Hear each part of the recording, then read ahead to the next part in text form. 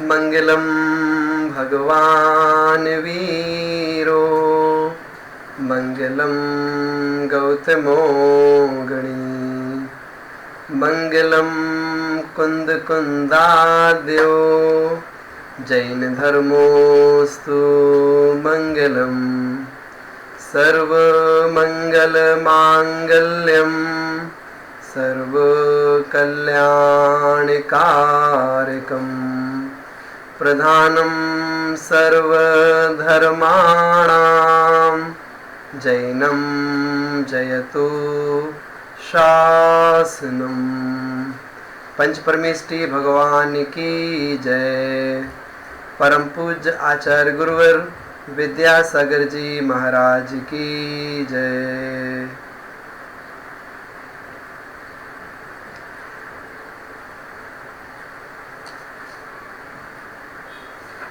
अनादि अनिधन णमोकार महामंत्र, जिसकी महिमा तीनों लोकों में सबके लिए विदित है। एक बार इस महामंत्र णमोकार मंत्र का उच्चारण करते हैं। णमो अरिहंताणं णमो सिद्धाणं णमो आयर्याणं णमो उवज्झायाणं णमो लोये सवसाहूणम्।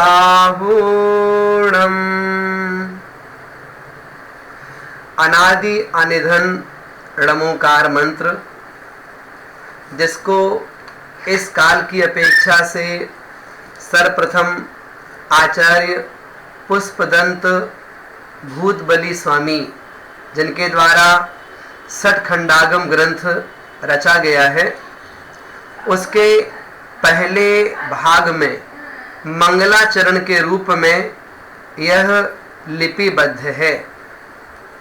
इसमें पंच परमेष्ठी को नमस्कार किया गया है।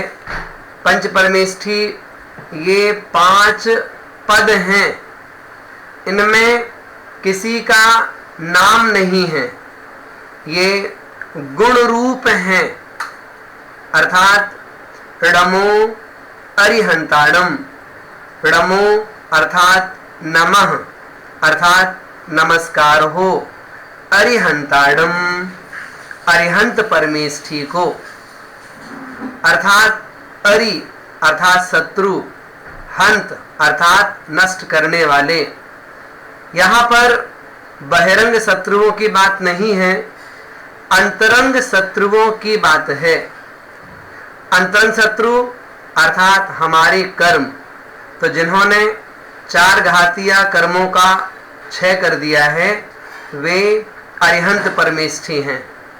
इनके 46 मूल गुण होते हैं।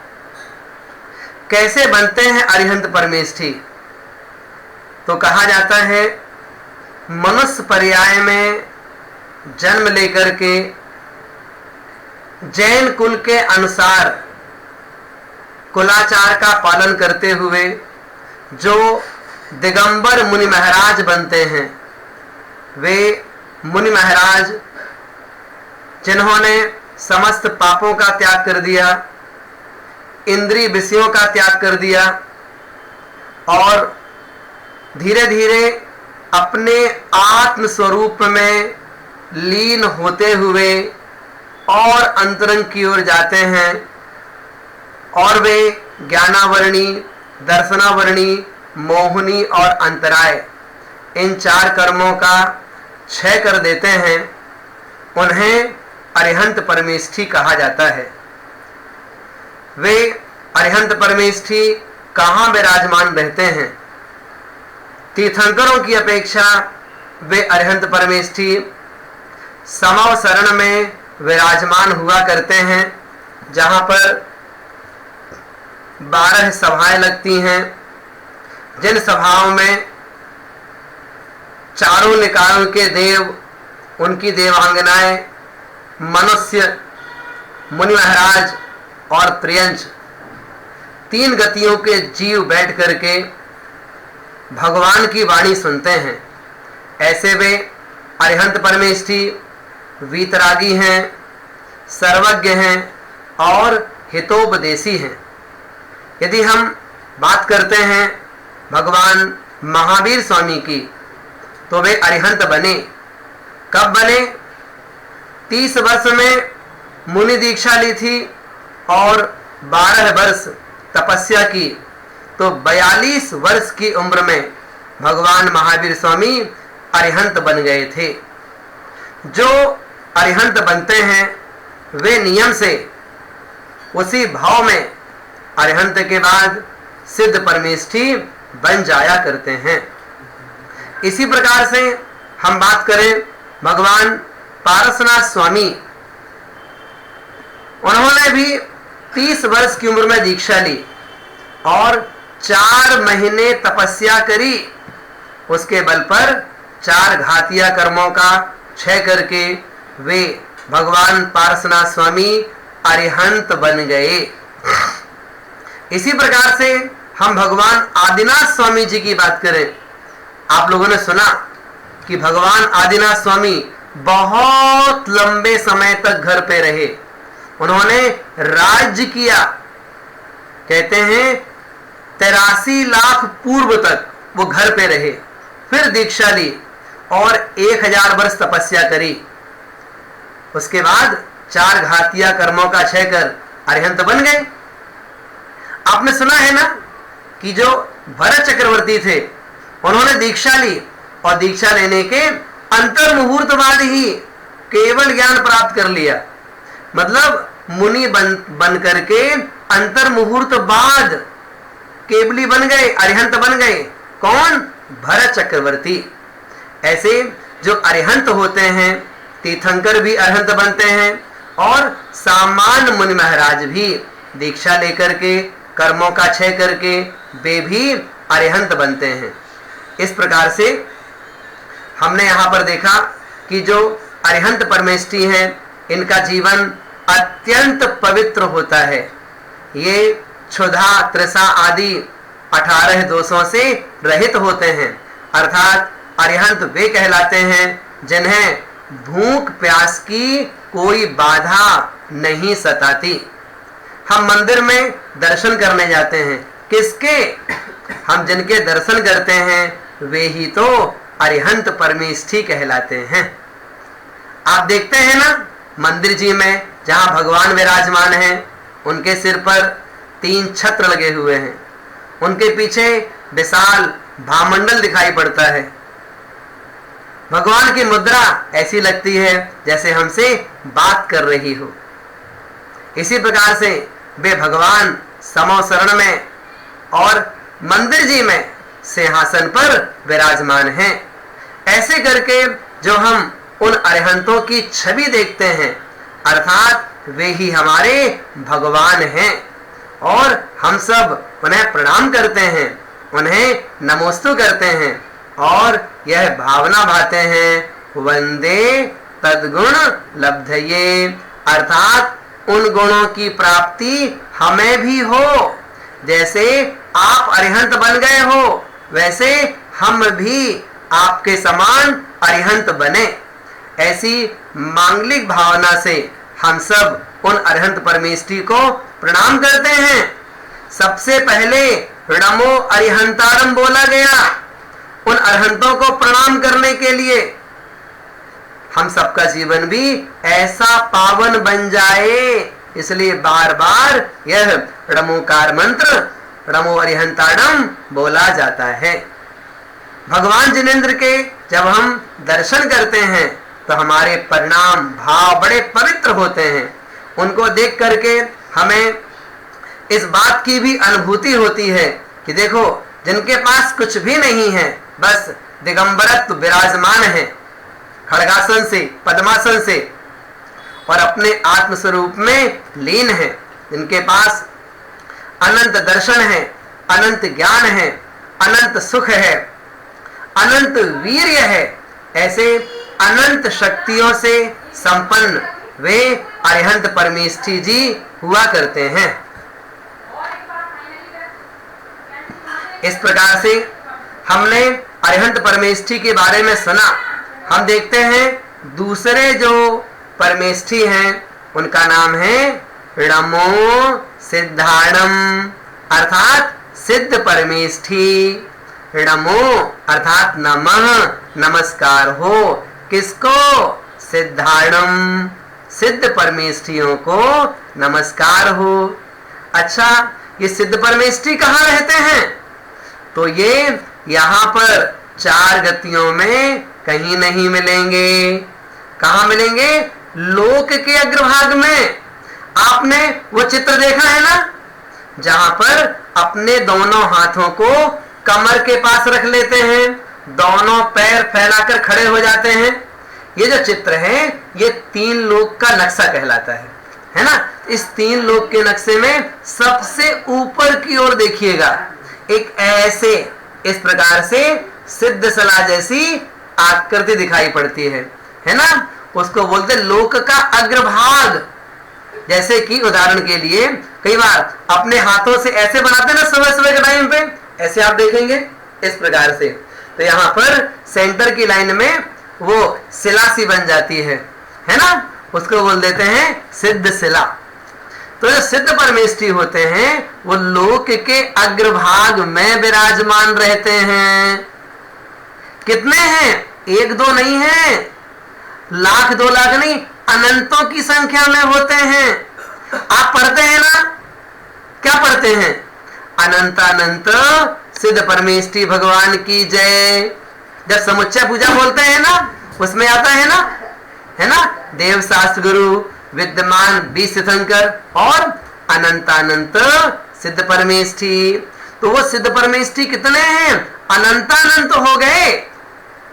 अर्थात मुनि महाराज हैं, तपस्या करके घातिया कर्मों का क्षय करके अरिहंत बनते हैं और अरिहंत परमेष्ठी सिद्ध परमेष्ठी बन जाते हैं, है ना। सिद्ध परमेष्ठी कहाँ रहते हैं? लोक के अग्रभाग में रहते हैं। इसीलिए हम लोग यहीं बैठ करके उन सिद्ध परमेष्ठियों को प्रणाम करते हैं। बोलते हैं ना, णमो सिद्धाणम णमो सिद्धाणम णमो सिद्धाणम। अर्थात जिन्होंने द्रव्य कर्म, भाव कर्म, नो कर्म इनका क्षय कर दिया, जिनके पास कोई कर्म नहीं है, जिनके पास शरीर भी नहीं है, जिनके पास राग द्वेष भी नहीं है, जो चारों गतियों से छूट गए, हाँ, लौट के संसार में नहीं आएंगे। अब अनंत अनंत अनंत काल तक लोकाग्र में ही रहेंगे, संसार में लौट के नहीं आएंगे। वो कहलाते हैं सिद्ध परमेष्ठी। देखो जितने व्रती लोग होते हैं, आपने सुना ना, प्रतिमाधारी व्रती श्रावक, आपने सुना ना, मुनि महाराज तपस्या करते हैं। क्यों करते हैं? अपने कर्मों का नाश करने के लिए।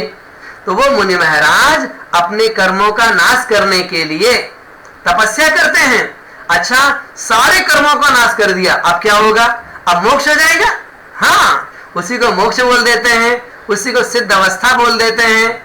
आप बोलते हैं ना निर्वाण, मतलब क्या? भगवान आदिनाथ स्वामी, भगवान महावीर स्वामी, आज उनका निर्वाण महोत्सव है। जैसे भगवान महावीर स्वामी, उनका मनाते हैं ना मोक्ष कल्याणक निर्वाण महोत्सव। कब मनाते हैं? दीपावली के दिन। क्या बोलते हैं? कार्तिक कृष्णा अमावस्या। क्या बोलते हैं? कार्तिक कृष्णा अमावस्या। क्या हुआ? आज के दिन भगवान महावीर स्वामी ने मोक्ष प्राप्त किया, है ना। उसी को तो बोलते हैं सिद्ध परमेष्ठी। मोक्ष प्राप्त किया मतलब बस 4 गतियों के बंधन से मुक्त हो गए, अब लौट के संसार में नहीं आएंगे। अनंत काल तक सिद्ध अवस्था में अपने आत्मा में लीन रहेंगे। खाने को मिलता है क्या? कुछ नहीं, न खाने को मिलता, न पीने को मिलता, न शरीर है, न स्त्री पुत्र है ना, न परिवार है ना, कुछ भी नहीं है। बस एक आत्मा अपने आप में लीन है, उसी को बोलते हैं सिद्ध परमेष्ठी। क्या मतलब हुआ? मतलब ये संसार का कोई वैभव वहां पर नहीं होता, सब वैभव का त्याग कर दिया उन्होंने, तो कोई रिश्ता नहीं होता किसी से। बस हर एक आत्मा अपने आत्मा में अपने भीतर लीन है, लीन है, लीन है। ऐसे वे सिद्ध परमेष्ठी कहलाते हैं। कहाँ रहते हैं? लोकाग्र में रहते हैं। अच्छा, हम उनको देख सकते हैं क्या? नहीं देख सकते। कभी देख सकते हैं क्या? नहीं नहीं नहीं, संसार में रहते ही नहीं है। हाँ, अरिहंत परमेष्ठी को तो देखा जा सकता है। कहां पर? विदेह क्षेत्र में। आपने सुना ना, सीमंदर स्वामी कहां रहते हैं? विदेह क्षेत्र में, है ना, उनका समोसरण लगा हुआ है। तो अरिहंत परमेष्ठी दिख जाएंगे, लेकिन सिद्ध परमेष्ठी के दर्शन संसार में नहीं होते, क्योंकि वो संसार से पार हो गए और लौट के संसार में कभी नहीं आएंगे। सिद्ध परमेष्ठियों के पास आत्मिक सुख होता है, बाहरी कोई सुख नहीं। ना उन्हें भूख लगती है, ना प्यास लगती है ना, ना किसी प्रकार के खोटे परिणाम उनके होते हैं। दूर दूर तक कोई इच्छा उनके अंतरंग में नहीं हुआ करती है। ऐसे जो सिद्ध परमेष्ठी हैं, पंच परमेष्ठियों में सबसे बड़े कहलाते हैं वो। हाँ, उनके प्रति हम सबका समर्पण बहुत होना चाहिए, श्रद्धा हमारी उनके प्रति बननी चाहिए। आप देखो, जितने मुनि महाराज होते हैं ना, चाहे आचार्य विद्यासागर जी हो, मुनि सुधा सागर जी हैं, प्रमाण सागर जी हैं, समय सागर जी हैं, और भी इतने आचार्य हैं, और भी मुनि महाराज हैं, ये सब लोग हमेशा हमेशा सिद्ध परमेष्ठियों को नमस्कार करते हैं, है ना। दिन में 15 बार, 20 बार, 25 बार तक सिद्ध परमेष्ठी को प्रणाम करते रहते हैं। क्यों? उनका मात्र एक ही भाव है, एक ही लक्ष्य है। क्या लक्ष्य है? हम भी सिद्ध परमेष्ठी बन जाएं, हम भी कर्मों से छूट जाएं, ये भावना रहती है। तो जो जैन धर्म में मुनि महाराज बनते हैं, तो मुनि महाराज बनने का क्या भाव है उनका? उनका मात्र एक ही लक्ष्य है कि हे भगवान, हम आपके समान बने, सिद्ध परमेष्ठी बन जाएं। इसलिए हम सबको भी रोज उन सिद्ध परमेष्ठियों का स्मरण करना चाहिए। अच्छा, ये बताओ हमें, आप शिखर जी गए ना? जब ऊपर टॉप पे जाते हैं तो ये गौतम स्वामी की टोंक है, फिर आप आगे गए, है ना, ये आगे गए, कुंतुनाथ भगवान की टोंक आई, कभी नमीनाथ भगवान की टोंक आई, अभिनंदनाथ भगवान की टोंक आई, कभी पाठनाथ भगवान की आई, चंद्र भगवान की आई। तो इन टोंक में क्या करते हैं? प्रणाम करते हैं। फिर आपने देखा होगा लोग क्या करते हैं, वहां चावल चढ़ाएंगे, उसका अर्घ बोलेंगे, परिक्रमा लगाएंगे, फिर ऊपर की ओर देखते हैं। हाँ, अरे ऊपर क्या देख रहे हैं भाई? तो फिर आप पूछना कभी किसी से, ऊपर क्यों देखते हैं? तो बताएंगे ये भगवान जी है ना, भगवान नमीनाथ, भगवान कुंथुनाथ, या फिर और तीर्थंकर जो भगवान हैं, यहीं से मोक्ष गए हैं। हाँ, इनके चरण बने हैं ना, तो ऊपर देख करके उनको प्रणाम कर रहे हैं कि लोकाग्र में वो आज भी विराजमान हैं। आप देखो कितनी पवित्र भावना होती है। आप बोलते ना, सिद्ध क्षेत्र सम्मेद शिखर, क्यों बोला आपने? क्योंकि वहां से उन्होंने निर्वाण प्राप्त किया, मोक्ष प्राप्त किया, वो सिद्ध परमेष्ठी बने वहां से। तो ऐसे कभी भी अगर आपसे कोई पूछे सिद्ध परमेष्ठी कहाँ रहते हैं, क्या बोलेंगे? शिखर जी में, शिखर जी में, पावापुरी में, चंपापुरी में? नहीं नहीं, यहां से तो मोक्ष गए हैं। वो है कहां पर? लोक के अग्रभाग में विराजमान हैं। वो कौन कहलाते हैं? सिद्ध परमेष्ठी। कितने हैं? अनंतानंत हैं। अच्छा, हम बन सकते हैं क्या? हम भी बन सकते हैं, उसी का तो पुरुषार्थ कर रहे हैं, उसी मार्ग में तो लगे हैं। मनुष्य पर्याय और जैन कुल क्यों मिलता है? भगवान बनने की शिक्षा मनुष्य पर्याय से ही प्राप्त होती है, जैन कुल से ही हमें वो शिक्षा प्राप्त होती है कि हम भगवान बन सकें, हम भगवान बन पाए। इस प्रकार से आपने क्या सुना? ऋणमो सिद्धार्णम। तो अरिहंत और सिद्ध, ये दोनों कौन कहलाते हैं? ये भगवान कहलाते हैं। हाँ, एक शरीर सहित है और एक शरीर रहित है, ये दोनों में अंतर है। फिर थर्ड पॉइंट अपने सामने फिर आता है। फिर कौन आते हैं? तीसरे परमेष्ठी। क्या बोलते हैं? णमो आयरियाणम। ई बोलेंगे, या नहीं, ई, ये प्राचीन उच्चारण है। णमो आयरियाणम। हाँ, ये कौन हो गए? आचार परमेष्ठी हो गए। ये कौन हो गए? ये आचार परमेष्ठी हो गए। ठीक है ना? अच्छा, आचार परमेष्ठी मतलब बोलो। हाँ, आचार्य विद्यासागर जी है ना, आचार्य विराट सागर जी, आचार्य वर्धमान सागर जी, आचार्य विशुद्ध सागर जी, आप कितने सारे नाम आप ले सकते हैं, है ना, जिन भी आचार्य के आपने दर्शन किए, कौन कहलाएंगे? णमो आयरियाणम, अर्थात आचार्य परमेष्ठी को नमस्कार हो। देखो, जब कभी भी रमोकार बोलते हैं तो णमो आयरियाणम जब बोला जाता है, हमें किसका स्मरण करना चाहिए? आचार्य परमेष्ठी का। ऐसे तो वे जो आचार्य परमेष्ठी हैं कैसे हैं मालूम आपको? वो 36 मूल गुणों का पालन कर रहे हैं, है ना। मुनि संघ में रह करके मुनि संघ के नायक कहलाते हैं, आइडल। कौन? आचार्य परमेष्ठी।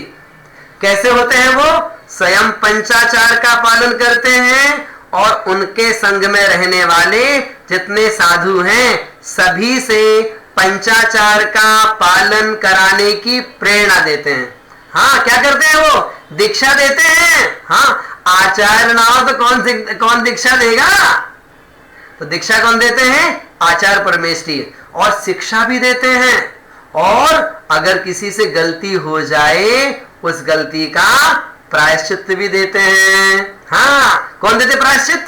आचार्य परमेष्ठी देते हैं। जैसे मुनि महाराज जी के पास जाओ आप, हमें प्रायश्चित दे दीजिए, क्या बोलेंगे? नहीं भैया, हमारे गुरु के पास जाओ, वो आचार्य परमेष्ठी ही प्रायश्चित देते हैं, हम तो मुनि महाराज हैं।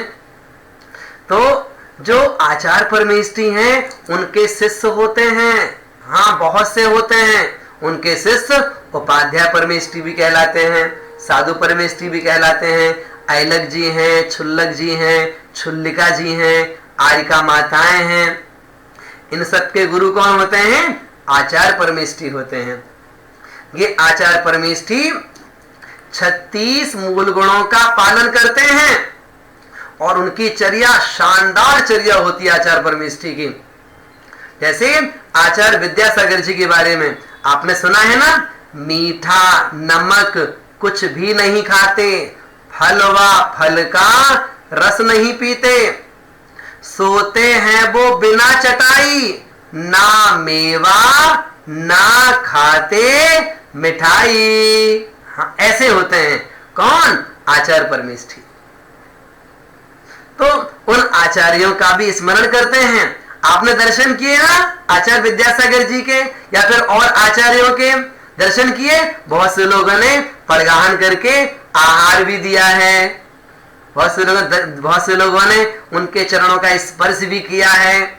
तो ये आचार्य परमेष्ठी हम सबके जीवन का कल्याण करने वाले होते हैं, अपना भी कल्याण करते हैं और उनके जो शिष्य हैं शिष्यों को भी वे आचार्य कल्याण के मार्ग में आगे बढ़ाते हैं। तो हम सब कौन हैं? हम सब उनके भक्त हैं। भक्त क्यों हैं? अभी हमने उनसे कोई नियम नहीं लिया ना, इसलिए भक्त कहलाएंगे। और जिस दिन आप आचार्य श्री के पास जाओ और जाकर उनको प्रणाम करो और बोलो, हम तो आपसे 2 प्रतिमा के व्रत लेना चाहते हैं, हम तो व्रती श्रावक बनना चाहते हैं, दीक्षा लेना चाहते हैं, तो आप कौन कहलाओगे? फिर आप उनके शिष्य कहला जाओगे। आप बताओ, आपको आचार्य परमेष्ठी का भक्त बनना है या शिष्य बनना है? आप बोलोगे हमें तो शिष्य बनना है। शिष्य कैसे बनेंगे? जब उनकी बात मान करके चलेंगे, उनसे हम कोई नियम संकल्प लेंगे, तब हम उनके शिष्य कहलाएंगे। हम सब आचार्य के शिष्य बने, ऐसी भावना हमें अपने अंतरंग में करनी चाहिए। इसी प्रकार से चौथे नंबर पे फिर आते हैं, उनका नाम क्या है? जल्दी बोलिए।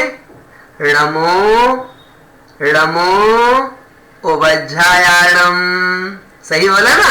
ये चौथे नंबर पे आता है। तो णमो नमः किसके लिए? उपाध्याय के लिए। उपाध्याय मतलब ये भी मुनि महाराज ही कहलाते हैं, है ना? लेकिन इनको एक पद दिया गया। कौन सा? उपाध्याय परमेष्ठी का पद। ये पद आपको क्यों दिया? क्योंकि आपके पास बहुत ज्ञान है ना? और आप मुनि संघ में रह करके दूसरे मुनिराजों को अच्छी तरह पढ़ा सकते हैं, सबको समझा सकते हैं, सन्मार्ग में लगा सकते हैं, इसलिए यह पद दिया जाता है। कौन सा?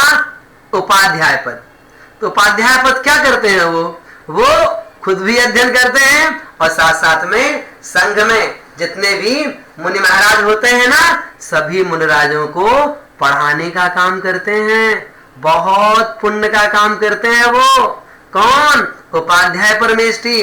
कहो तो सुबह भी स्वाध्याय कराएंगे, दोपहर में भी कराएंगे, कहो तो शाम के भी कराएं, रात्रि में नहीं, तो ऐसे शाम शाम तक ऐसे करके वो उपाध्याय परमेष्ठी संघ में सब मुनिराजों को पढ़ाने का विशेष काम किया करते हैं। तो गुरु के आज्ञा से, उनके आशीर्वाद से गुरु के द्वारा उनको उपाध्याय पद दिया जाता है। तो इसीलिए उपाध्याय परमेष्ठी के मूल गुण आपको मालूम कितने होते हैं? बताइए। अच्छा 25, बिल्कुल सही। तो उनके 25 मूल गुण होते हैं। किनके? उपाध्याय परमेष्ठी के। क्या करते हैं वो? हाँ, 11 अंग 14 पूर्व। आप बोलते हैं ना, द्वादशांग जिनवाणी माता की जय। द्वादशांग मतलब 12, तो अंग मतलब भेद। द्वादशांग 12 भेद वाली जिनवाणी होती है। तो ऐसे 12 भेदों में 11 भेद हो जाते हैं, तो 11 अंग कहलाते हैं। और 12वें भेद का एक होता है पूर्व। तो 11 अंग 14 पूर्व।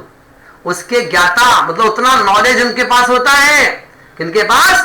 उपाध्याय परमेष्ठी जी के पास। इतने ज्ञानी होते हैं वो उपाध्याय परमेष्ठी जी। आप सोचो, आप उनके ज्ञान का पार नहीं, अपार ज्ञान का भंडार होता है। हम सब ऐसे उपाध्याय परमेष्ठी को बार बार प्रणाम करते हैं। आचार्य परमेष्ठी को भी प्रणाम करते हैं। अच्छा, परमेष्ठी कितने होते हैं? बोलिए बोलिए। परमेष्ठी 5 होते हैं। कितने हो गए? 4 तो हो गए, एक और बचे। कौन से बचे? णमो लोए सौव साहुणम। साहुणम मतलब साधु नाम। णमो लोए, लोक के सभी साधुओं को नमस्कार हो। अच्छा, साधु बोले तो किसकी बात कर रहे हैं आप? सब कह दिया, सब साहुणम। साधु परमेष्ठी की बात कर रहे हैं, है ना? जैसे आचार्य विद्यासागर जी हैं, इनके संघ में बहुत सारे मुनिराज हैं। आपने नाम सुना है ना? समय सागर जी, योग सागर जी, नियम सागर जी, क्षमा सागर जी, प्रमाण सागर जी, समता सागर जी, सुधा सागर जी, नियम सागर जी, है ना? कितने सारे नाम आप गिना सकते हैं, बहुत सारे नाम गिना सकते हैं आप। ये सब कौन कहलाते हैं? साधु परमेष्ठी कहलाते हैं। इसके अलावा और भी आचार्य बर्धमान सागर जी महाराज हैं, उनके संघ में भी साधु हैं। आचार्य विशुद्ध सागर महाराज, उनके संघ में भी साधु हैं। और जैसे मुनि समय सागर जी हैं, इनके संघ में और भी मुनि महाराज हैं। ये सब कौन कहलाते हैं? साधु परमेष्ठी कहलाते हैं। तो जो साधु परमेष्ठी जी हैं, वो क्या करते हैं भाई? उनका काम क्या है? तो आचार्य परमेष्ठी ने दीक्षा दे दी और कह दिया आपको मोक्ष जाना है ना, कर्मों का क्षय करना है। हाँ साहब, मोक्ष प्राप्त करना है, कर्मों का क्षय करना है, इसीलिए तो मुनि महाराज बने हैं, इसलिए तपस्या कर रहे हैं। अब आपको कर्मों का क्षय करना है तो कुछ तो अच्छे काम करने होंगे।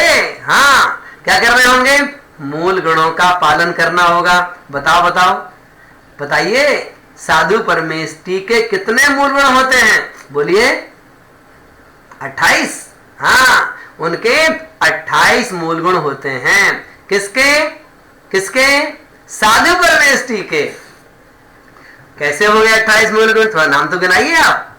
5 महाव्रत है ना, 5 महाव्रत। इसके बाद में फिर आता है 5 समिति, फिर 5 इंद्रिय विजय, फिर 6 आवश्यक, और फिर शेष 7 गुण।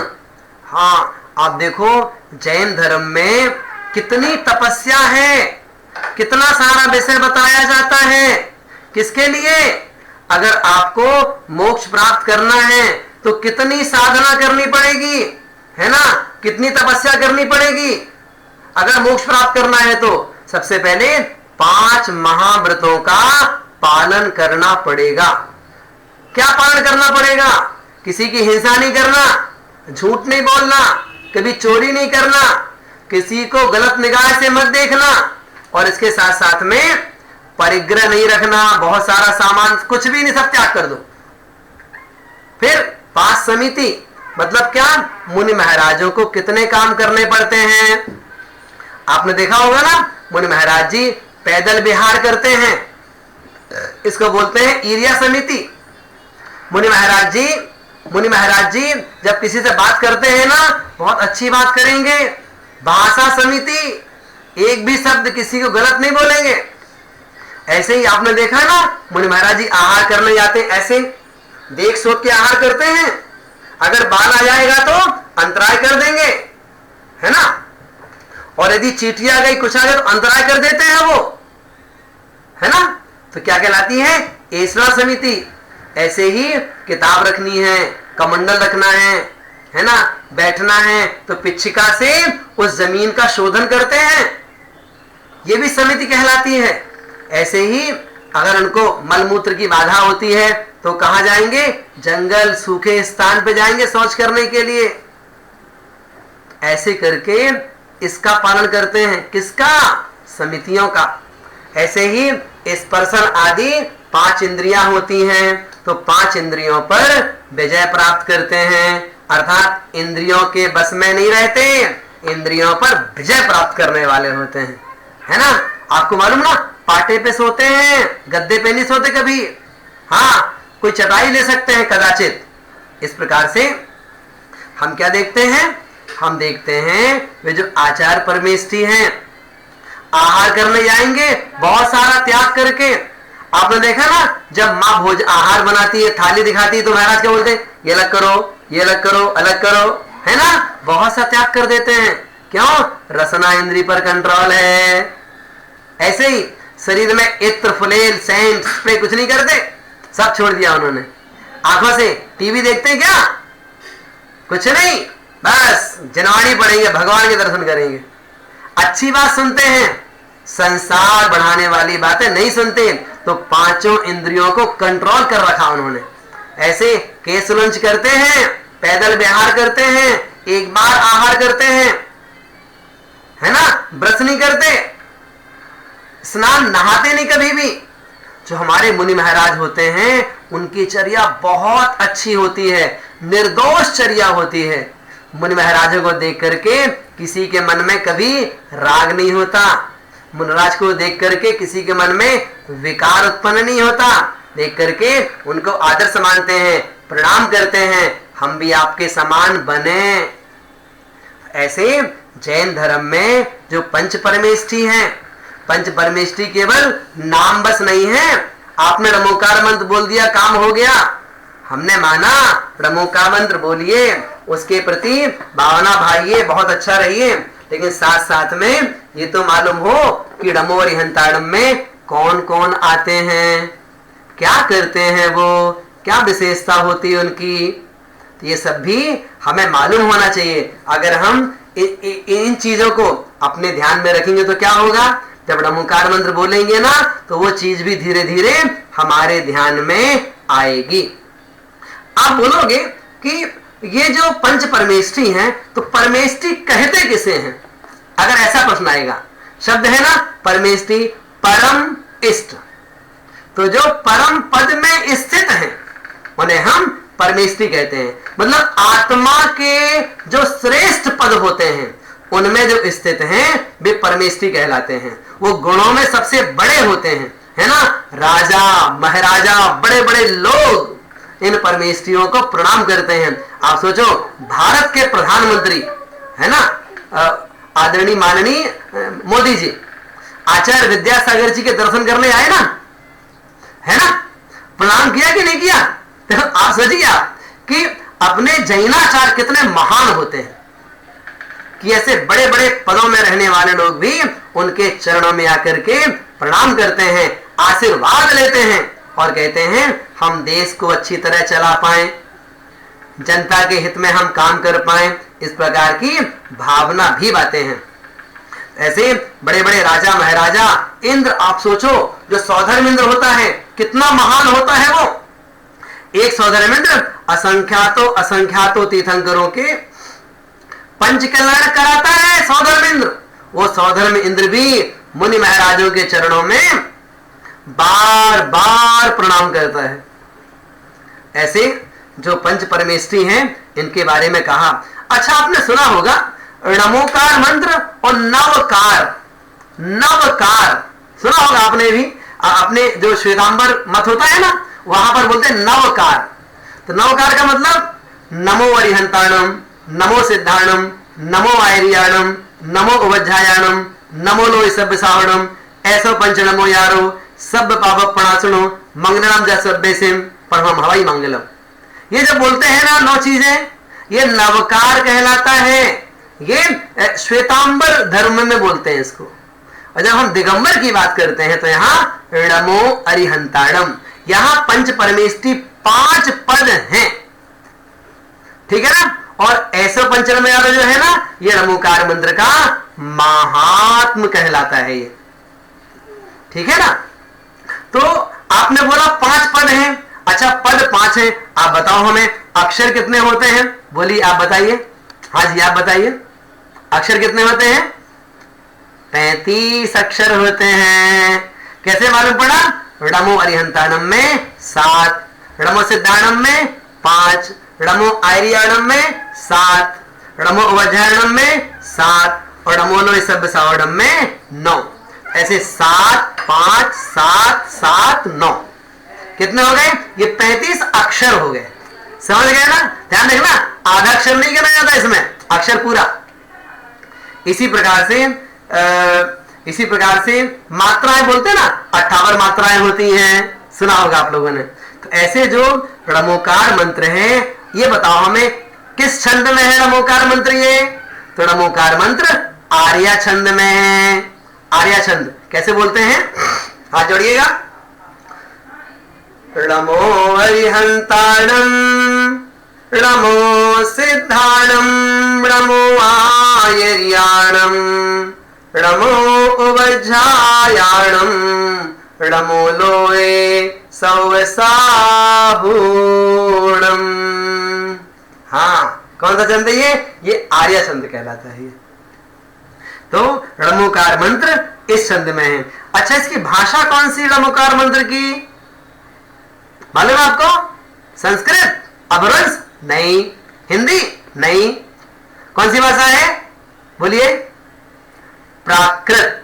हाँ, प्राकृत भाषा है ये।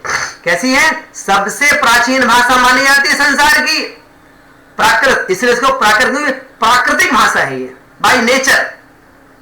हमेशा से ये भाषा चलती आई है। जो नमोकार बोलते हैं ना, इसका अगर अपन पहला पहला अक्षर ले लें, जैसे अरिहंताणम का आ ले लिया, सिद्धाणम का सी ले लिया, फिर आचार्य का आ ले लिया, उपाध्याय का उ ले लिया, साधु का सा ले लिया, क्या हो जाता है? आ सी आ उ सा। सुना होगा आपने?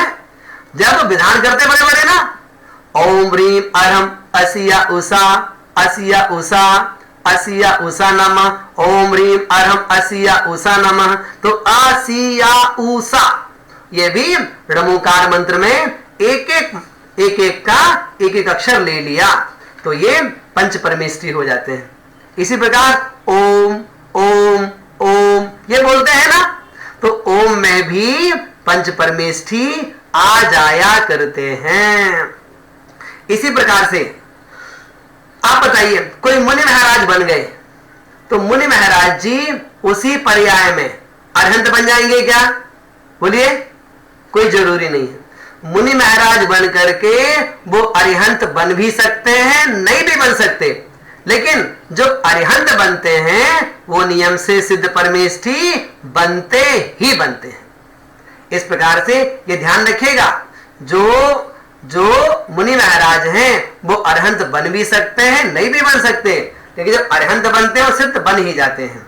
और बहुत से पहले मुनि बनते हैं, मतलब अरहंत पहले साधु बनते हैं, है ना, फिर अरहंत बनते हैं, फिर सिद्ध बन जाते हैं। जैसे उदाहरण के लिए आप बताओ हमें कि भगवान महावीर स्वामी साधु परमेष्ठी कब बने थे, किस उम्र में बने थे? कौन? महावीर स्वामी।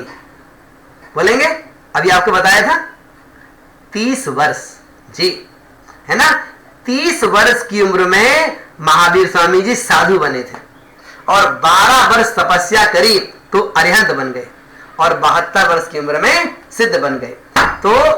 तो साधु बन के अरिहंत बन भी सकते हैं, नहीं भी बन सकते। जैसे पंचम काल में भी हैं, इतने मुनि महाराज हैं, आचार्य विद्यासागर जी और भी सारे मुनि महाराज हैं। आप बताओ, क्या इस पर्याय में अभी कोई मोक्ष प्राप्त करेगा क्या? बोलिए बोलिए, करेगा? नहीं करेगा ना? क्यों नहीं करेगा? पंचम काल में मोक्ष नहीं होता, लेकिन हाँ मोक्ष मार्ग है, चल सकते हैं, डायरेक्ट भी पहुंच सकते, इनडायरेक्ट पहुंच सकते हैं। बहुत से स्थान ऐसे होते हैं ना कि भाई यहां से डायरेक्ट ट्रेन नहीं है या फ्लाइट डायरेक्ट नहीं है। जैसे कई बार आपको जाना है न्यूयॉर्क तो डायरेक्ट फ्लाइट नहीं है, क्या बोलेंगे? यहां से यूरोप जाओ, फिर वहां से आपको चेंज करनी पड़ेगी, दूसरी मिलेगी, ठीक है।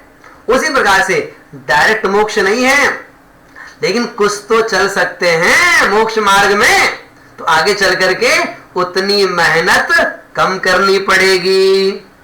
तो इस प्रकार से जो डमोकार मंत्र है, आपने देखा होगा आपके घर में मम्मी पापा दादा दादी कई बार सुबह से उठ करके हाथ में माला लेते हैं और डमोकार मंत्र बोलना शुरू कर देते हैं। क्या कर रहे हैं? वो इन पंच परमेष्ठियों को प्रणाम करते हैं, इनकी जाप देते हैं, माला फेरते हैं। अच्छा, आप क्या करते हो? अच्छा, सुबह उठ करके 9 बार डमोकार मंत्र इतना तो बोलते हो, नहीं बोलते?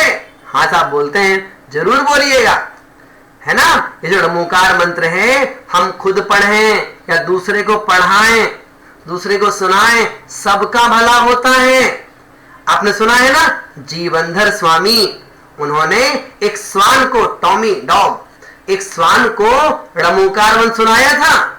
मालूम है, डमोकार मंत्र सुन करके वो कहां गया? वो देवगति में देव बन गया। तो इस मंत्र को सुनने मात्र से हमारा कल्याण होता है।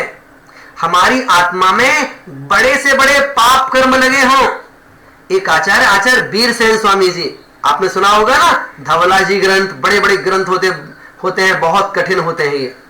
तो उसमें लिखा हुआ है कि डमोकार मंत्र बोलने से असंख्यात गुणी कर्मों की निर्जरा होती है, बहुत से पाप कर्म हमारे नष्ट हो जाते हैं। कहते हैं कोई भी अच्छा काम करना हो, मांगलिक काम करना हो, तो उस मांगलिक काम को करने से पहले डमोकार मंत्र बोलते हैं तो हमारा काम सिद्ध हो जाता है, हमारा काम शानदार, बहुत अच्छी तरह से हमेशा हमेशा हो जाया करता है। इसलिए इस मंत्र के प्रति हमारा श्रद्धान जरूर होना चाहिए। अच्छा, जीव 2 तरह के होते हैं, एक संसारी जीव, एक मुक्त जीव। आप बताओ, पंच परमेष्ठियों में कितने संसारी हैं, कितने मुक्त हैं? बोलिए, आप बोलिए। तो पंच परमेष्ठि में संसारी जीव कितने हैं? 4 संसारी हैं। आचार्य उपाध्याय साधु, 3 तो ये हो गए, और एक अरिहंत परमेष्ठि, ये 4 हो गए। और मुक्ति जीव कितने हैं? मुक्ति जीव एक कौन? सिद्ध परमेष्ठि। समझ गए ना? अब विशेषता क्या है? जो अरिहंत हैं वो नियम से सिद्ध परमेष्ठि बन ही जाएंगे उसी पर्याय में, लेकिन आचार्य उपाध्याय साधु इनका पक्का नहीं है। अच्छा, तो आचार्य उपाध्याय साधु का क्या होगा, इनका क्या होगा? तो ये आचार्य उपाध्याय साधु अगर ये मोक्ष नहीं गए उस भाव में तो नियम से स्वर्ग जाएंगे और अच्छे उच्च जाति के देव बनेंगे। जैसे सौधर्मेंद्र बन गए, कि लौकांतिक देव बन गए, फिर वहां पर रह करके आयु पूरी करके फिर मनुष्य बन के फिर मोक्ष जाएंगे। एक बार कोई मुनि महाराज बन जाए अच्छी तरह से, है ना, जो जैन धर्म की साधना है उसका पालन करे, तो वह जीव नियम से अपने कर्मों का क्षय करता ही करता है, नियम से करेगा वो। ऐसी मतलब जैन धर्म को लेकर के विशेषताएं बताई जाती हैं। तो जो ये ड़मुकार मंत्र है इसको आप बोलते हैं ना, कब बोलते हैं? सुबह बोलते हैं। अच्छा, और कब बोलना चाहिए बताइए आप? मंदिर जाते हैं ना तो मंदिर में बोलते हैं, वहां भी बोलना चाहिए। अच्छा, सोने से पहले? सोने से पहले भी बोलना चाहिए। देखो बहुत से लोग तो ऐसे होते हैं जब भोजन करने बैठते हैं ना तो भोजन करने से पहले ड़मुकार मंत्र बोलते हैं और भोजन कर लिया उसके बाद में शाम तक का त्याग कर दिया, शाम तक का। आप क्या करेंगे? उसका संकल्प करो। संकल्प कैसे करेंगे? ड़मुकार मंत्र बोल करके संकल्प करेंगे उसका। तो हम सबको इस मंत्र के प्रति बहुत श्रद्धा होनी चाहिए, है ना। और इस मंत्र को कभी आपको बोलना हो तो एक बार बोलिए। एक बार कैसे बोलना है, हम एक पंक्ति बोल के आपको सिखाते हैं, फिर आप लोग पूरा वैसा बोलने का प्रयास करिएगा।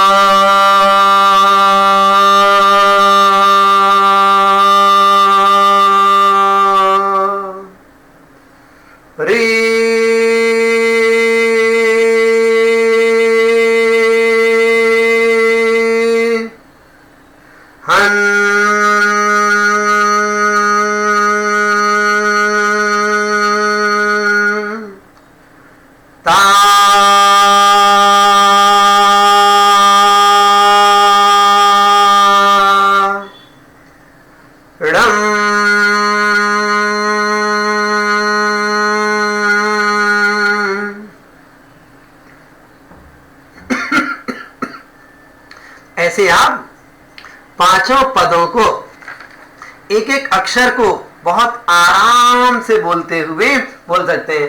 आपके अंदर बहुत अच्छी फीलिंग आएगी।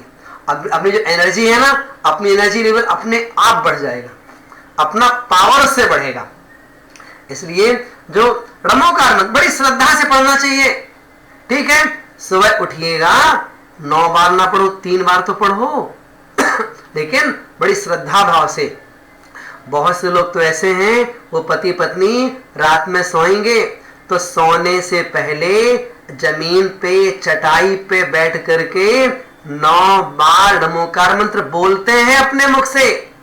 पत्नी बोलेगी ड़मो वरिहंताणम, पति बोलेंगे ड़मो सिद्धाणम, फिर बोलेंगी ड़मो आयरियाणम, फिर ये ड़मो वज्जायाणम, फिर ड़मो लोए सब्य साहुड़म।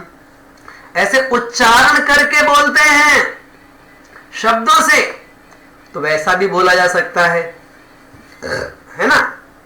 बच्चे हैं वो भी आपस में बैठ के भाई भाई भाई बहन बोल सकते हैं, मम्मी पापा के साथ सब चारों पांचों बैठ के बोल सकते हैं। तो इसके प्रति हम सबका श्रद्धान बनना चाहिए। ये केवल ड़मुकार मंत्र बस नहीं है, इस ड़मुकार मंत्र में जीने वाले लोग हैं जिनका नाम बताया आपको, अरिहंत परमेष्ठी, सिद्ध परमेष्ठी, आचार्य परमेष्ठी, उपाध्याय परमेष्ठी, साधु परमेष्ठी, ये सब भगवान कहलाते हैं।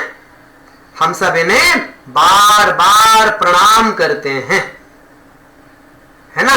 तो ऐसे पंच परमेष्ठियों के प्रति हमारा श्रद्धान दृढ़ बना रहे, इसी मंगल भावना के साथ में आज 45 मिनट का समय है, तो इस पे अपन ने बात पूरी की। आप सभी लोगों के लिए बहुत बहुत धन्यवाद। आप लोगों ने बहुत शांति से आज की बात को सुना। आज की बात को शांति से सुना, और है तो जो बात अच्छी लगी हो उसे स्वीकार करिएगा, और अगले दिनों में क्रमशः, है ना, जैसा आप कहेंगे उस आधार पर, यही बच्चों के लिए भी है, बड़ों के लिए भी है, सबके लिए विषय है। सब सुने, यथासंभव अपने जीवन में धारण करें, अपना कल्याण करें। इसी मंगल भावना के साथ आज की बात पूर्ण करते हैं। सभी को जय जनेंद्र।